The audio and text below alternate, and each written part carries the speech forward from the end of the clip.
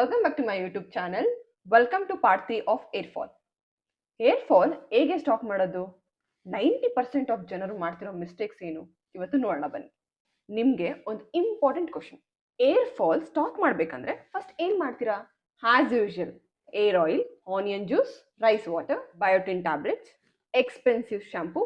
Majority ಜನರು ಇದನ್ನೇ start ಮಾಡ್ತಾರೆ. ಆದರೆ ಏರ್ ಫಾಲ್ ಆಗ್ತಿರೋ ರೀಸನ್ನ ಸಾಲ್ವ್ ಮಾಡಿದ್ರೆ ಏರ್ ಫಾಲ್ ಸ್ಟಾಪ್ ಆಗಲ್ಲ. ಇಮ್ಯಾಜಿನ್, ನಿಮ್ಮ ಮನೆ ರೂಫ್ ಲೀಕ್ ಆಗ್ತಿದೆ, ನೀವು ಫ್ಲೋರ್ ಕ್ಲೀನ್ ಮಾಡ್ತೀರಾ, ವಾಟರ್ನ ವೈಪ್ ಮಾಡ್ತೀರಾ, ಬಟ್ ರೂಫ್ನ ರಿಪೇರ್ ಮಾಡಲ್ಲ. ಲೀಕ್ ಎಲ್ಲಿಂದ ಸ್ಟಾಪ್ ಆಗುತ್ತೆ? ಆಗಲ್ಲ ಅಲ್ವಾ? ಅದೇ ಥರ ಏರ್ ಫಾಲ್ ಸಿಂಪ್ಟಮ್ ಕೂಡ. ರೂಟ್ ಕಾಸ್ ಬಂದು ಬಾಡಿ ಒಳಗಡೆ ಇರುತ್ತೆ. ಇವತ್ತು ನಾನು ನಿಮಗೆ science based practical lifelong hair fall solution ಬಗ್ಗೆ ಹೇಳ್ತೀನಿ. ನೋಡೋಣ ಬನ್ನಿ. Step 1, identify the root cause. First rule ಏನು ಗೊತ್ತಾ? Don't treat your hairs, treat your body. Hair follicles living cells. Healthy blood, healthy hormones, healthy nutrition, healthy sleep, healthy mind, ಇವೆಲ್ಲ ಇದ್ದರೆ ಮಾತ್ರ healthy hair ಬರುತ್ತೆ. ಅದಕ್ಕೆ diagnosis first, treatment next. Step 2, protein is non negotiable. Guys, ನಮ್ಮ ಏರ್ನ 95% build ಮಾಡೋದು keratin. Keratin ಅಂದರೆ protein. Protein ಕಡಿಮೆ ಅಂದರೆ hair weak, hair thin, hair growth slow. Best protein sources ನೀವು ಡೇ ಟು ಡೇ ತಿನ್ನೋದ್ರಲ್ಲಿ egg, chicken, fish, paneer, curd, Greek yogurt, milk, dal, rajma, ಕಾಳುಗಳು, soya, tofu. Protein powder use ಮಾಡೋರು ವೇ ಪ್ರೋಟೀನ್. ಪ್ರಾಕ್ಟಿಕಲ್ ಟಿಪ್ ಏನು ಒಂದು ಹೇಳ್ತೀನಿ ಕೇಳಿ. ಎವ್ರಿ ಮೀಲಲ್ಲಿ ಪ್ರೋಟೀನ್ ಇರಬೇಕು. Breakfast, lunch, dinner. ಪ್ರೋಟೀನ್ ಒಂದ್ಸಲ ತಗೊಂಡ್ರೆ ಸಾಲಲ್ಲ. ಸ್ಟೆಪ್ 3, ನಿಮ್ಮ ಐರನ್ ಲೆವೆಲ್ನ ಇಗ್ನೋರ್ ಮಾಡಬೇಡಿ. ಮೇನ್ಲಿ ನಮ್ಮ ಹೆಂಗಸರಲ್ಲಿ ಪೀರಿಯಡ್ಸಿಂದ ಐರನ್ ಲಾಸ್ ಆಗುತ್ತೆ. ಐರನ್ ಕಡಿಮೆ ಇದ್ರೆ ಬಾಡಿ ಆಕ್ಸಿಜನ್ ಸಪ್ಲೈ ಕಡಿಮೆ ಆಗುತ್ತೆ.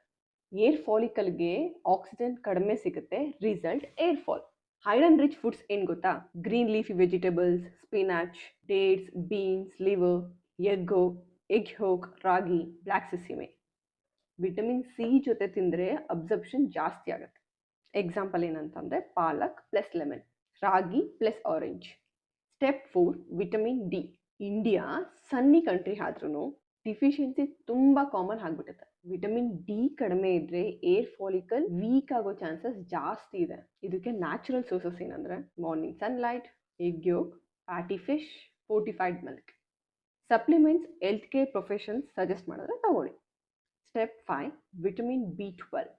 ಮೇನ್ಲಿ ಸ್ಟ್ರಿಕ್ಟ್ ವೆಜಿಟೇರಿಯನ್ಸಲ್ಲಿ ಸಿಂಪ್ಟಮ್ ಬಂದು fatigue, weakness, brain fog, hair fall, numbness. ಯಾಕಂದರೆ ಸಫಿಷಿಯೆಂಟಾಗಿ ವೆಜ್ ಫುಡ್ಡಲ್ಲಿ ವಿಟಮಿನ್ B12 ಸಿಗಲ್ಲ. ಈಗ ಸೋರ್ಸಸ್ ಹೇಳ್ತೀನಿ ನೋಡಿ. Eggs, milk, curd, fish, chicken if required supplement. Step 6, healthy fats. Hair shine ಇರಬೇಕಂದ್ರೆ, ಏರ್ ಫ್ಲೆಕ್ಸಿಬಲ್ ಇರಬೇಕಂದ್ರೆ, ಸ್ಕ್ಯಾಲ್ಪ್ ಹೆಲ್ತ್ ಚೆನ್ನಾಗಿರ್ಬೇಕಂದ್ರೆ, ಪ್ಲಸ್ ಹಾರ್ಮೋನ್ ಪ್ರೊಡಕ್ಷನ್, ಇದೆಲ್ಲದಕ್ಕೂ healthy fats important. Sources almond, walnut, flaxseed, chia seeds, fish, pumpkin seeds, groundnuts, olive oil, desi. Step 7, water. ನಿಮ್ಮ body dehydrated ಇದ್ದರೆ skin dry, scalp dry, hair dull. Throughout the day ನಿಮ್ಮ ಬಾಡಿಗೆ ಎಷ್ಟು ಬೇಕೋ ಅಷ್ಟು ನೀರನ್ನ ಕುಡೀರಿ. Minimum 3 to 4 litres. Step 8, fix your sleep. Guys, ಒಂದು ಮಾತು ಹೇಳ್ತೀನಿ ಕೇಳಿ. ನಿದ್ದೆ ಅನ್ನೋದನ್ನ ಮ್ಯಾಕ್ಸಿಮಮ್ ಜನ ಇಗ್ನೋರ್ ಮಾಡ್ತಾರೆ. Late night Instagram, YouTube, office work, ಇರೋ ಪ್ರಾಬ್ಲಮ್ಸ್ನು, ಟೆನ್ಷನ್ನು, ನಿದ್ದೆ ಮಾಡದೆ ಕೂತ್ಕೊಂಡು ಯೋಚನೆ ಮಾಡೋದು. ಅವಾಗ ಏನಾಗುತ್ತೆ? ಹಾರ್ಮೋನ್ಸ್ ಕಂಪ್ಲೀಟಾಗಿ ಡಿಸ್ಟರ್ಬ್ ಆಗುತ್ತೆ, ಟಯರ್ಡ್ನೆಸ್ ಎಲ್ಲ ಸ್ಟಾರ್ಟ್ ಆಗುತ್ತೆ. ಹಾಗಾದರೆ ಹೇರ್ ರಿಪೇರ್ ಆಗೋದು ಯಾವಾಗ? ಅದಕ್ಕೆ aim for 7 to 8 hours sleep. Same sleeping time, same waking time. No mobile before 30 minutes bed and after 30 minutes bed. Step 9, reduce stress. Stress ಅಂದರೆ ಏರ್ಗೆ ಒಂದು ಬಿಗ್ಗೆಸ್ಟ್ ಎನಿಮಿ, ಒಂಥರ ಸೈಲೆಂಟ್ ಕಿಲ್ಲರ್ ಥರ. High cortisol, poor blood circulation, hormone imbalance, inflammation, hair shedding. Daily ಸ್ಟ್ರೆಸ್ನ ನೀವು manage ಮಾಡಲೇಬೇಕು. Meditation ಆಗಲಿ, deep breathing ಆಗಲಿ, ರೀಡಿಂಗ್ ಆಗಲಿ, ನಿಮ್ಮ ಫ್ಯಾಮಿಲಿ ಜೊತೆ ಕ್ವಾಲಿಟಿ ಟೈಮ್ ಸ್ಪೆಂಡ್ ಮಾಡೋದಾಗಲಿ, ಏನೋ ಒಂದು ಮಾಡಿ ಸ್ಟ್ರೆಸ್ನ ರಿಲೀವ್ ಮಾಡ್ಕೋಬೇಕು. Step 10, exercise. ನನ್ನ ಫೇವ್ರೆಟ್ ಪಾರ್ಟ್. ತುಂಬ ಜನ ಕೇಳ್ತಾರೆ, ಎಕ್ಸಸೈಸ್ಗೆ ಏರ್ಗೆ ರಿಲೇಷನ್ ಇದೆಯಾ? ಸ್ವೆಟ್ ಆದರೆ ಜಾಸ್ತಿ ಕೂದಲು ಉದುರ್ಬಿಡುತ್ತೆ, ಈ ಥರ ಎಲ್ಲ ತಪ್ಪು ಅಸಂಪ್ಷನ್ಸ್ ಇರುತ್ತೆ. ಆದರೆ ಎಕ್ಸಸೈಸ್ ಮಾಡೋದ್ರಿಂದ ಬ್ಲಡ್ ಸರ್ಕ್ಯುಲೇಷನ್ ಇಂಪ್ರೂವ್ ಆಗುತ್ತೆ, ಇನ್ಸುಲಿನ್ ಸೆನ್ಸಿಟಿವಿಟಿ ಚೆನ್ನಾಗಾಗುತ್ತೆ, ಹಾರ್ಮೋನ್ ಬ್ಯಾಲೆನ್ಸ್ ಆಗುತ್ತೆ, stress management and overall health ಚೆನ್ನಾಗಿರುತ್ತೆ. Healthy body equals healthy hair. Step 11 control diabetes and thyroid.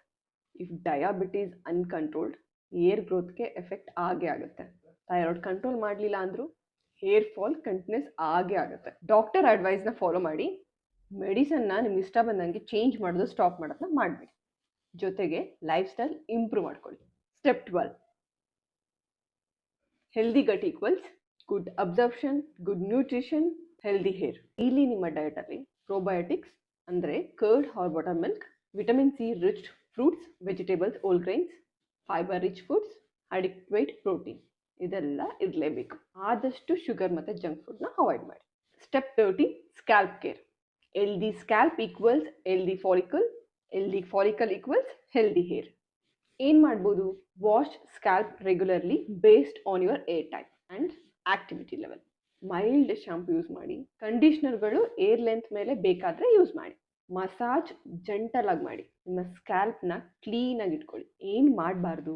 ಜಾಸ್ತಿ ಬಿಸಿ ಬಿಸಿ ಇರೋ ನೀರನ್ನ ತಲೆ ಮೇಲೆ ಹಾಕೊಳ್ಳೋದು, ಚೆನ್ನಾಗಿ ಸ್ಕ್ರಾಚ್ ಮಾಡ್ಕೊಳ್ಳೋದು, too much heat styling, very tight hair styles, ಫ್ರೀಕ್ವೆಂಟಾಗಿ ಕೆಮಿಕಲ್ ಟ್ರೀಟ್ಮೆಂಟ್ ತಗೊಳ್ಳೋದು, ಇದಿಷ್ಟು ನೀವು ಅವಾಯ್ಡ್ ಮಾಡಲೇಬೇಕು. Step 14 oil. ಇದ್ರದ್ದೊಂದು ಬಿಗ್ಗೆಸ್ಟ್ ಮಿತ್ನ ಕ್ಲಿಯರ್ ಮಾಡೋಣ ಬನ್ನಿ. ಆಯಿಲ್ ಅಂದರೆ ಅದೇನೋ ಮ್ಯಾಜಿಕ್ ಏರ್ ಗ್ರೋತ್ ಮೆಡಿಸಿನ್ ಅಲ್ಲ. ಎಲ್ಲ ಆ್ಯಡ್ಸಲ್ಲಿ ಸುಮ್ಮನೆ ಹೇಳ್ತಾರೆ, ಅದೆಲ್ಲ ಆಗದೆ ಇಲ್ದಿರೋ ಕೆಲಸಗಳು. ಆ್ಯಂಡ್ ಆಲ್ಸೋ ನಮ್ಮ ದೊಡ್ಡವರು ಕೂಡ ಆಯಿಲ್ ಬಗ್ಗೆ ತುಂಬ ಹೇಳಿರ್ತಾರೆ. ಬಟ್ ಆಯಿಲ್ ಅಂದರೆ ಅಷ್ಟೊಂದು ಮ್ಯಾಜಿಕ್ ಅಲ್ಲ. ಆಯಿಲ್ ಏನು ಮಾಡುತ್ತೆ ಅಂದರೆ ಡ್ರೈನೆಸ್ನ ರಿಡ್ಯೂಸ್ ಮಾಡುತ್ತೆ, ಬ್ರೇಕೇಜ್ನ ರಿಡ್ಯೂಸ್ ಮಾಡುತ್ತೆ, ಸಾಫ್ಟ್ನೆಸ್ನ ಇಂಪ್ರೂವ್ ಮಾಡುತ್ತೆ, ಟೆಂಪ್ರವರಿ ಶೈನ್ನ ಕೊಡುತ್ತೆ. ಆಯಿಲ್ ಹಾಕೊಂಡು ಮಸಾಜ್ ಮಾಡೋದ್ರಿಂದ ರಿಲ್ಯಾಕ್ಸೇಷನ್ ಸಿಗುತ್ತೆ. ಬಟ್ ಆಯಿಲ್ ಹೊಸ ಹೇರ್ ಫಾಲಿಕಲ್ಸ್ನ ಕ್ರಿಯೇಟ್ ಮಾಡಲ್ಲ. ಆಯಿಲ್ ನಿಮ್ಮ ಜೆನೆಟಿಕ್ ಬಾಲ್ಡ್ನೆಸ್ನ ರಿವರ್ಸ್ ಮಾಡೋಕ್ಕೆ ಆಗಲ್ಲ. ಸೊ ಆಯಿಲ್ ನಂಬ್ಕೊಂಡು ದುಡ್ಡು ಖರ್ಚು ಮಾಡೋದನ್ನ ಬಿಡಿ. ಬೇಸಿಕ್ ಆಯಿಲ್ ಏನಿದೆ ಕೋಕೋನಟ್, ಅದನ್ನೇ ಯೂಸ್ ಮಾಡಿ ಸಾಕು. Step 15 supplements. ಯಾರೋ ಇನ್ಫ್ಲೂಯೆನ್ಸರ್ ಹೇಳಿದ್ರು ಅಂತ, ಯಾವುದೋ ಹ್ಯಾಡ್ ತೋರಿಸಿದ್ರು ಅಂತ ಸುಮ್ಮನೆ ಸಪ್ಲಿಮೆಂಟ್ಸ್ಗೆ ದುಡ್ಡನ್ನ ಇನ್ವೆಸ್ಟ್ ಮಾಡಬೇಡಿ. ಸಪ್ಲಿಮೆಂಟ್ಸ್ ಯಾರಿಗೆ ಯೂಸ್ ಆಗುತ್ತೆ ಅಂದರೆ ಯಾರ ಡಯಟ್ ಪ್ರಾಪರ್ ಆಗಿಲ್ವೋ, ಬ್ಲಡ್ ಟೆಸ್ಟ್ ಮಾಡಿಸಿದ್ಮೇಲೆ ಯಾರಿಗೆ ವಿಟಮಿನ್ ನ್ಯೂಟ್ರಿಯನ್ಸ್ ಡಿಫಿಷಿಯನ್ಸಿ ಇರುತ್ತೋ ಅವರಿಗೆ. ಸುಮ್ಮನೆ ಸಪ್ಲಿಮೆಂಟ್ಸ್ ಹೆಸರಲ್ಲಿ too much biotin, too much iron, too much zinc ಪ್ರಾಬ್ಲಮ್ಸ್ನ ಇನ್ನೂ ಜಾಸ್ತಿ ಮಾಡುತ್ತೆ. ಸೊ ಸೆಲ್ಫ್ ಮೆಡಿಕೇಶನ್ನ ಮಾಡ್ಕೋಬೇಡಿ, ಡಾಕ್ಟರ್ನ ಕನ್ಸಲ್ಟ್ ಮಾಡೇ ಸಜೆಷನ್ನ ತಗೊಳ್ಳಿ.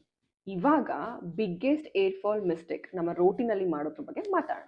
Skipping breakfast, very low protein diet, crash dieting, less sleep, high stress, no exercise, random supplement, changing shampoo every month, expecting results in 10 days. ಈಗ ಇನ್ನೊಂದು ಟಾಪಿಕ್ ಏನಂದರೆ ರಿಕವರಿ ಆಗೋಕ್ಕೆ ನಮ್ಮ ಇಶ್ಯೂಸಿಂದ ಎಷ್ಟು ಟೈಮ್ ತಗೊಳುತ್ತೆ. ಹೇರು ಓವರ್ನೈಟ್ ಗ್ರೋ ಆಗಲ್ಲ. ನೀವು ಪ್ರಾಪರಾಗಿ ಕೇರ್ ಮಾಡಿದ್ರೆ ಜನರಲ್ ಆಗಿ 4 to 8 ವೀಕ್ಸಲ್ಲಿ ಏರ್ ಫಾಲ್ ರೆಡ್ಯೂಸ್ ಆಗೋ ಚಾನ್ಸಸ್ ಇದೆ. ಅದನ್ನೇ ನೀವು 3 to 4 months ಕನ್ಸಿಸ್ಟೆಂಟಾಗಿ ಮ್ಯಾನೇಜ್ ಮಾಡಿದ್ರೆ ಏರ್ ಟೆಕ್ಸ್ಚರ್ ಇಂಪ್ರೂವ್ ಆಗ್ತಾ ಹೋಗುತ್ತೆ, ಏರ್ ಸ್ವಲ್ಪ ಗ್ರೋ ಆಗೋಕ್ಕೆ ಸ್ಟಾರ್ಟ್ ಆಗುತ್ತೆ. 6 to 12 monthsಲ್ಲಿ ಏರ್ ಡೆನ್ಸ್ ಆಗುತ್ತೆ, ಏರ್ ಫಾಲ್ ಕಡಿಮೆ ಆಗಿ ಏರ್ ಗ್ರೋತ್ ಜಾಸ್ತಿ ಆಗಿ ಚೆನ್ನಾಗಿ ಕಾಣಿಸ್ತೀರ. ಸೊ ಓವರ್ ನೈಟ್ ಎಕ್ಸ್ಪೆಕ್ಟೇಷನ್ ಬಿಟ್ಬಿಡಿ. ಇದುವರೆಗೂ ನಾವು 15 ಸ್ಟೆಪ್ಸ್ ಬಗ್ಗೆ ಮಾತಾಡಿದ್ವಿ. ಅದರಲ್ಲಿ ನಾನು ನಿಮಗೆ ಏನು ಮಾಡಬೇಕು ಏನು ಮಾಡಬಾರ್ದು ಅಂತ ಕೂಡ ಹೇಳಿದೆ. ನನಗೆ ಗೊತ್ತು ತುಂಬ ಜನ ಬರೀ ಆಯಿಲ್ಗೆ, ಶ್ಯಾಂಪುಗೆ, ಕಂಡೀಷ್ನರ್ಗೆ ಇನ್ವೆಸ್ಟ್ ಮಾಡ್ತಿದ್ದೀರಾ ಅಂತ. ಮೊದಲನೇದಾಗಿ ಅದನ್ನು ಸ್ಟಾಪ್ ಮಾಡಿ. ನಾವು ಇವಾಗ ಏನು 15 ಸ್ಟೆಪ್ಸಲ್ಲಿ ಮೆನ್ಷನ್ ಮಾಡಿದ್ವಿ ಅದನ್ನು ಸ್ಟಾರ್ಟ್ ಮಾಡಿ. ಆದಷ್ಟು ನಿಮ್ಮ ಪ್ರೋಟೀನ್ ಮೇಲೆ, ನಿಮ್ಮ ಫುಡ್ ಮೇಲೆ, ನಿಮ್ಮ ಲೈಫ್ ಸ್ಟೈಲ್ ಮೇಲೆ ಇನ್ವೆಸ್ಟ್ ಮಾಡ್ಕೊಳ್ಳೋಕ್ಕೆ ಸ್ಟಾರ್ಟ್ ಮಾಡಿ. ಲೈಫ್ ಲಾಂಗ್ ಚೆನ್ನಾಗಿರ್ತೀರಾ ಆ್ಯಂಡ್ ಲೈಫ್ ಲಾಂಗ್ ನಿಮ್ಮ ಕೂದಲು ಆಗಲಿ, ಸ್ಕಿನ್ ಆಗಲಿ ಚೆನ್ನಾಗಿರುತ್ತೆ. ಸಿಗೋಣ ನೆಕ್ಸ್ಟ್ ವೀಡಿಯೋದಲ್ಲಿ. ಒಂದರ ಗ್ಯಾಪ್ನ ಇಟ್ಕೊಳ್ಳಿ. Air growth is not A product, it's A process. ಇವತ್ತಿಂದ ಸ್ಟಾರ್ಟ್ ಮಾಡಿ, ಕರೆಕ್ಟ್ ಮಾಡ್ಕೊಳ್ಳಿ, 100% ರಿಸಲ್ಟ್ ಬರುತ್ತೆ. ನೆಕ್ಸ್ಟ್ ವಿಡಿಯೋದಲ್ಲಿ ಏರ್ ಥಿಕ್ನೆಸ್ ಮತ್ತು ವಾಲ್ಯೂಮ್ ಹೇಗೆ ಇನ್ಕ್ರೀಸ್ ಮಾಡೋದು ಅನ್ನೋದ್ರ ಬಗ್ಗೆ ಮಾತಾಡೋಣ. See you guys in another video. Bye bye.